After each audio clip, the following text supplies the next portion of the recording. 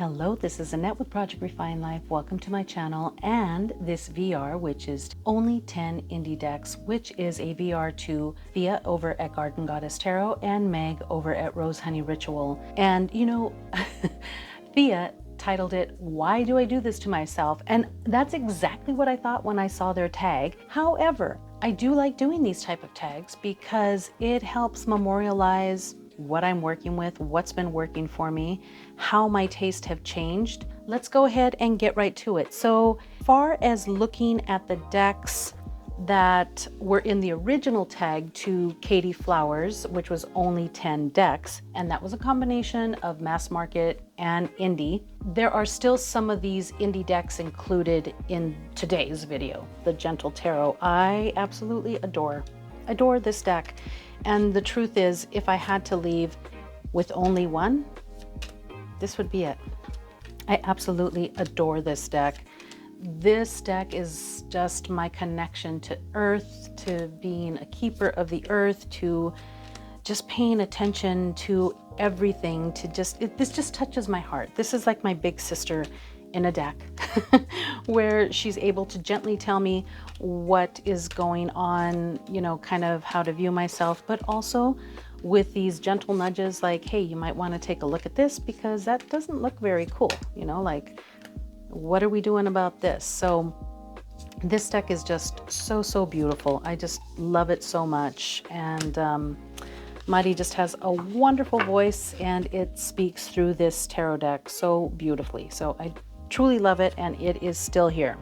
Now, for my connections to my ancestry, because ancestral work is very important. It is a very big part of what I do. And so this is the Tarot Yohali Iteka, which was also included in my original tag, which is the one to Katie Flowers, which is good to see that it's still here, because this is an absolutely stunning deck. And this really gets back to who I am and where I came from. That beautiful connection to goddesses and to deities and, oh my goodness, and gods. It's just a wonderful deck. And I know you've heard me talk about this deck many times because I absolutely adore it. Another deck that I know was included in that first video as well is the Tarot Avatara, which is my Frida Kahlo deck, and I absolutely adore this deck. This is passion, creativity, love, hate, all in the same. I don't know if you're familiar with that song. It's a thin line between love and hate, and I feel like that's where she was in her relationship with Diego, but it really was a driving force for her, everything that she endured, everything that she went through, to create, to speak up, to be, you know, the woman that she was, and just the way that she appeared. And she was vocal, and she experienced all kinds of things because she was not afraid to do it. She went ahead and lived life to its fullest because she knew how precious it was. And this deck really reflects that for me. So yeah, this deck is still in that mix for me. One of the 10 decks that I would grab if I had to leave and only choose a few, this would definitely be one of them. I believe that this deck was also included in that first video, but this is the Story Medicine Tarot, the Animal Wisdom, 2nd edition. And I always speak on this deck because I love it so much. Again, this is the deck that reminds me that I came from something else and now I'm here, and I have acquired this wisdom and this growth and a certain amount of maturity. And I love the words on the cards. I love the way that she describes what's going on within the deck. It is such a beautiful deck. The way that it's illustrated is raw, it's real, it's emotional. It's a very pivotal part of growth in general. For me, it's where I feel like, you know, my sense from being a young adult woman to a mature woman, it's just a beautiful deck. It's like stepping through something, like this one said right here, like a portal to step into a different understanding of yourself and, again, also of your practice as well.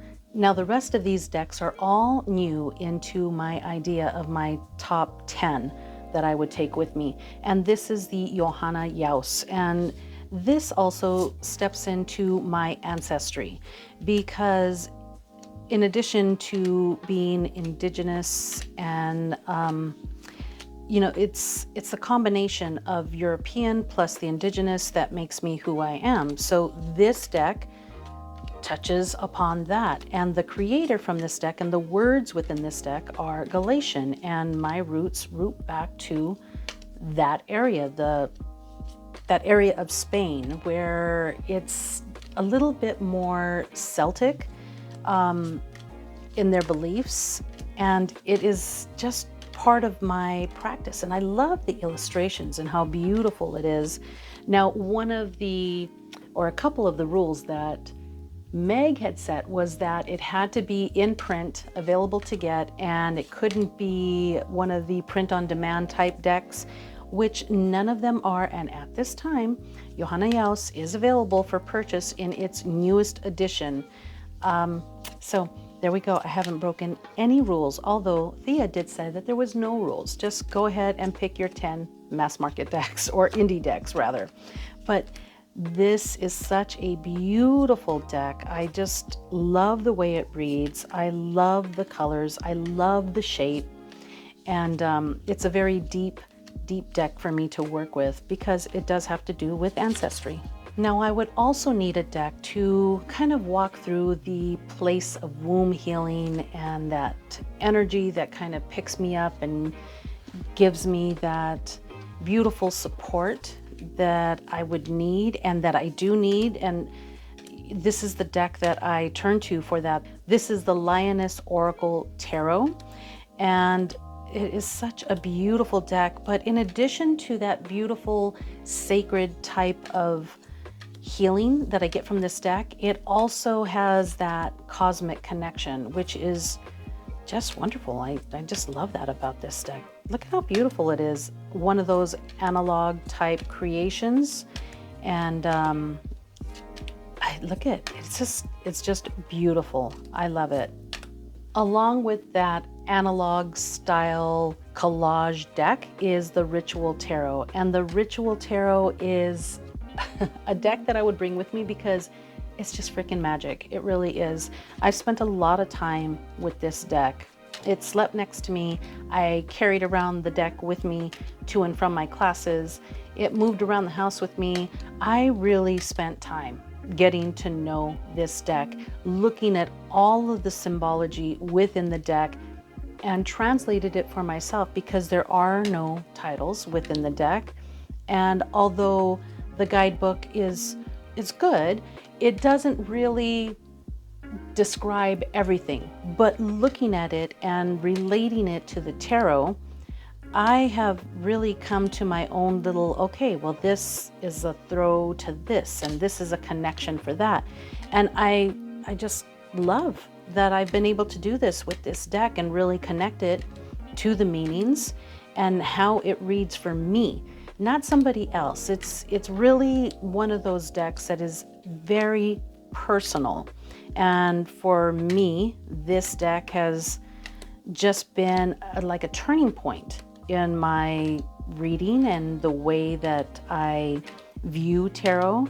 So I just adore it. I love this deck. It is just gorgeous. And another thing for me, whenever I come across this one, it always reminds me, for me, it's that 70s collage, and it ties into music for me. So for me, I hear Santana playing in the background when I work with this deck, and often I just go ahead and put his music on while I'm working with this deck, because it ties in a certain time, in essence, for me. So I don't know, it's hard to describe, but I have such a deep connection to this deck. So this is the Ritual Tarot. I would need also a deck for clear readings, and the Wayhome Tarot has really fit the spot for me as far as a deck that is complex enough to really ground you into that earth style energy, and kind of keep you grounded. However, makes you think within the images that they've provided within this deck and the way that it appears, so that you can kind of dig into it a little bit more. I know that there is an unofficial guidebook, which is What the F is Tarot. I have not purchased that book. I've often thought about it. I have taken a look at it many times at the bookstore. This Strength card, oh my goodness, see this Kundalini rising. It means a lot to me. So I almost think that I would kind of screw it up at this point for myself if I got the guidebook, because I have my own interpretation of these cards and what they mean to me. This deck is beautiful. It's such a clear reader. And if you can read the RWS, you know, it is a Pippish style deck, but if you can read the RWS, I think you can read this deck.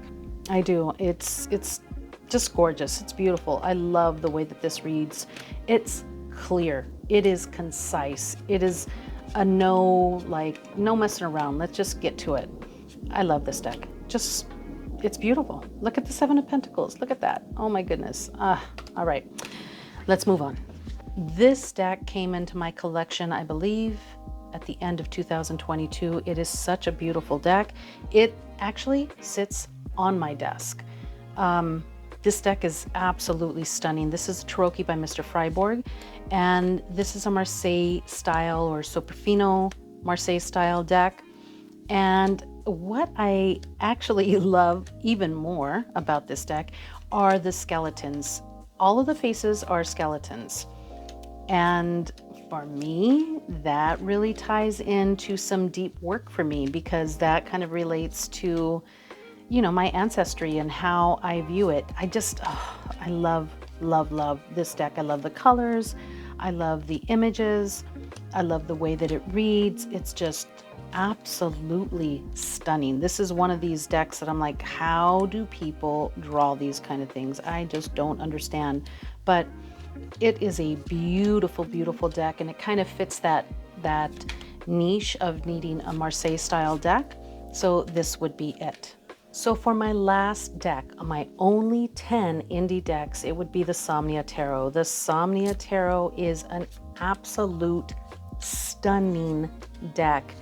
And knowing the work and the complexity of what it took to create this deck, I'm just so blown away by it. But above and beyond that, the way that this deck reads for me is amazing. This really gets into that subconscious level, the areas that are hidden, that kind of stay in the dark, and this deck touches upon all of that. It is just a beautiful, beautiful deck. It really does have this magical way of having you connect with the parts that want to be unseen.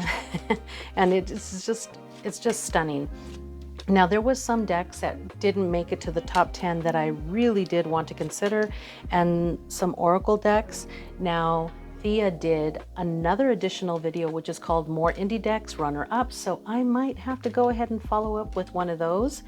And I was also thinking about my Oracle decks that are so important to me, so I might have to follow up with a top 10 indie or only 10 indie Oracle decks follow up as well, because it's not fair. I don't give my indie decks enough love when it comes to creating videos, and I think that's sad, because I'm always working with my decks in pairs, and it's important to me. But this is it, guys. These are my top 10 indie decks. What would they be? And here they are: the Somnia Tarot, the Ritual Tarot, the Lioness Oracle Tarot, Tarot Yohali Iteka, the Johanna Yaus, the Gentle Tarot, the Tarot by Mr. Freiborg. This is the Animal Woman. I just dumped some cards on the floor. The Tarot Avatara, and the Wayhome Tarot. This is it. These are my 10, guys. Thank you so much for joining me. I appreciate you so much. Have a beautiful day, and I will see you later.